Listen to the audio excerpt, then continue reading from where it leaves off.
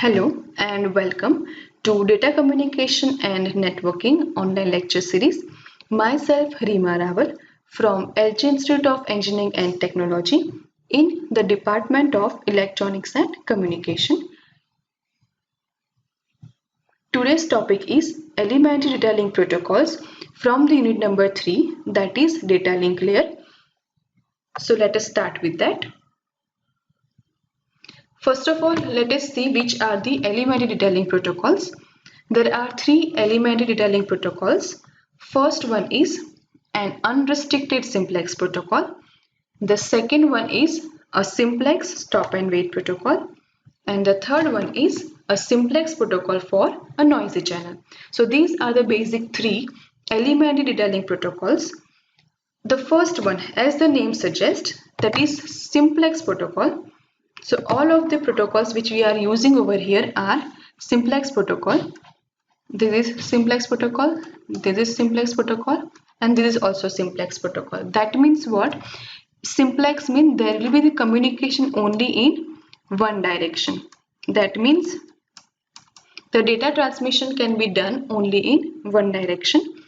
In this one, that is the first one, it is called as unrestricted simplex protocol.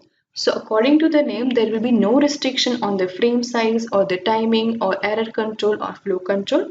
So this is the unrealistic protocol and it is used less. So this is the unrestricted simplex protocol. Second one is a simplex stop and wait protocol. That means, as the name suggests, it will stop after transmitting the particular frame and wait for the particular time interval for getting the acknowledgement of the transmission, and if it does not get the acknowledgement within the particular time interval, it will retransmit the frame. So that's why it is called as stop and wait protocol. The next one is simplex protocol for a noisy channel. Now noisy channel, that means in this case we are considering that there will be noise in the data transmission, and for that there is a mechanism or protocols to be established for such noisy transmission. Okay, we will see all of these three in detail. First one, unrestricted simplex protocol. Second, a simplex stop and wait protocol. And the third, a simplex protocol for a noisy channel. Let us see first one, unrestricted simplex protocol. So in every protocol, some assumptions are made before transmission.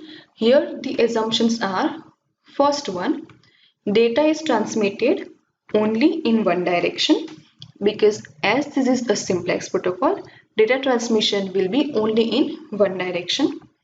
Second is, both the transmitting and receiving network layers are always ready. So here it is assumed that whenever any data is to be sent, it is assumed that transmitter and receiver are always available for transmission. They are always ready and the network layers are always available. Then the third assumption is processing time can be ignored. The fourth one is infinite buffer space is available. That means at both the sides buffer space is infinite, which is non-ideal. And the fifth one is the communication channel between the data link layers never damages or loses frames. Okay.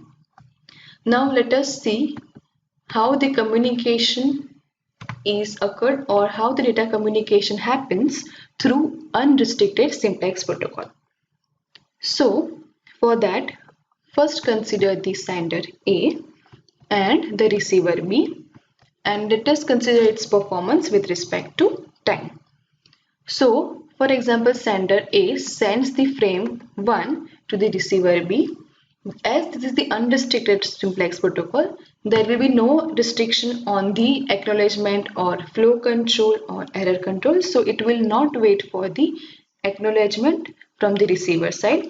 It will then send the next frame 2, then frame 3. Likewise, it will keep on sending the frames up to n. That means whatever the data frames it has to send, it will send to the receiver irrespective of acknowledgement or some particular restriction. Okay, so this is how the data communication occurs through unrestricted simplex protocol. Next is simplex stop and wait protocol. In that, the assumptions made are: first one, communication is error free, which is actually non-ideal. In the practical communication, there will be always some error which we can reduce, but we cannot say that error will be zero in any communication. So this is unrealistic assumption, but here it is assumed that communication is error free. That means whatever the data frames we are sending, they are received correctly. Second, one direction flow of data from sender to receiver. That means it is the concept of simplex protocol. That means the data can be sent from sender to receiver only in one direction. The third is the receiver has finite number of buffer capacity. Now, as we have seen in the previous one, that is in the protocol of unrestricted simplex protocol, there was infinite number of buffer capacity. But here in this, the receiver has finite number of buffer capacity. So this is the difference between the assumptions of unrestricted simplex protocol and stop and wait protocol. The fourth assumption is the receiver has finite processing speed. That means again we have seen that there was processing speed and buffer capacity in the unrestricted protocol. Here it is assumed finite. So these are the assumptions, 4 assumptions for simplex stop and wait protocol. Let us understand how the data communication happens through simplex stop and wait protocol. Considering the same scenario of sender A and receiver B with respect to time, the sender A sends the frame number 1 to the receiver. As the name suggests, simplex stop and wait protocol, after sending the particular frame, the sender will wait for the particular time interval for the acknowledgement, and if the acknowledgement is received, it will send the next frame, and if acknowledgement is not received, it will retransmit the particular frame, right? So here frame 1 is sent, of which the acknowledgement is received. That means it has correctly transmitted and correctly received by the receiver. Similarly, the next frame is sent, for which the acknowledgement is given. Likewise, the transmission of frames happens, and here the particular time for transmission and receiving the acknowledgement for which the sender waits is called as data transmission time. So here, as you can see, for the transmission of frame 1 and receiving the acknowledgement, for which time duration the sender waits, stops transmission. Similarly, for frame 2 transmission, this is the time taken for the transmission of frame 2 and the receiving acknowledgement for the same. So this is how the data communication through simplex stop and wait protocol, in which we have assumed that there is no error. So error-free communication is assumed over here. So no data loss, or there is no frame lost between the transmission. Now we will consider the case where there will be error or some of the frames or data are lost during the transmission. Okay, so let us see the next one, simplex protocol for a noisy channel, where there will be a noise in the data transmission, so that it may happen that some of the frames are lost during the data transmission. Here the assumptions are: first one, data is transmitted only in one direction, a concept of simplex protocol. Second, separate sender and receiver are assumed. The third one is, here the receiver will have finite processing capacity and speed. That means the receiver will have a limited speed and a limited processing capacity. That is a practical condition.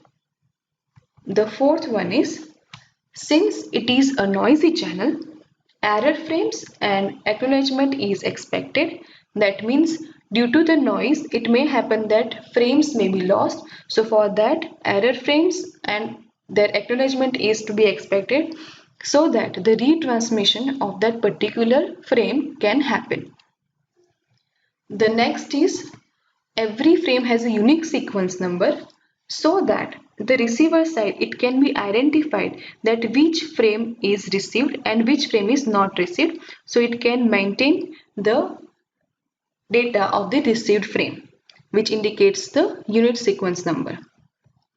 And the sixth one is after retransmission of frame, timer is started, and before timer ends, if acknowledgement is not received, the frame is retransmitted. That means what? Whenever the sender transmits some particular frame, the timer is already started at that end. Let's say for example, the timer is set for 10 seconds. So the sender or transmitter will wait for 10 seconds to get the acknowledgement of that particular frame, and if the acknowledgement is not received before time, then the frame is retransmitted. Okay, so these are the assumptions of simplex protocol for a noisy channel. Now let us see the data communication through simplex stop and wait protocol. Consider the sender A and receiver B with respect to time. The transmission of frame 1 from sender to receiver, which is received correctly. So the receiver will send the acknowledgement signal back to the sender. That means it indicates that transmission of frame 1 is successful. Now let us consider that it transmits the frame 2, but due to noise, the frame number 2 gets lost during the transmission. So this frame is not received at the receiver side. So it will not send the acknowledgement signal. So after waiting some particular time, the sender will send again the same frame, that is frame number 2, and when this frame is received correctly after retransmission, the receiver will send back the acknowledgement of that particular frame. So this is how the transmission of data frames happens in noisy channel using the simplex stop and wait protocol. So this indicates the time for the transmission of frame 1. Now the next timer indicates that that particular time interval is what for the sender which waits for the acknowledgement signal, and within this time period it is not getting the acknowledgement, so it will send the frame again. So this is the transmission of successful transmission of frame 2, right? So this is how the data communication happens through simplex stop and wait protocol in a noisy channel. Okay, so I hope these all of three protocols, that is elementary data link protocols, are clear to you now.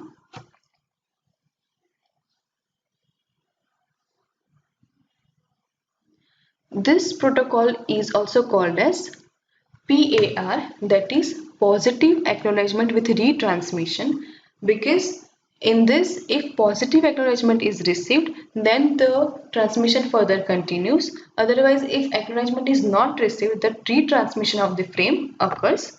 That's why the name positive acknowledgement with retransmission, PAR. And it is also called as ARQ, that is automatic repeat request protocol, which means that it will automatically repeat the request protocol to retransmit the particular frame. Okay, so these are the alternate names of this particular protocol, PAR and ARQ. Okay, these are the references.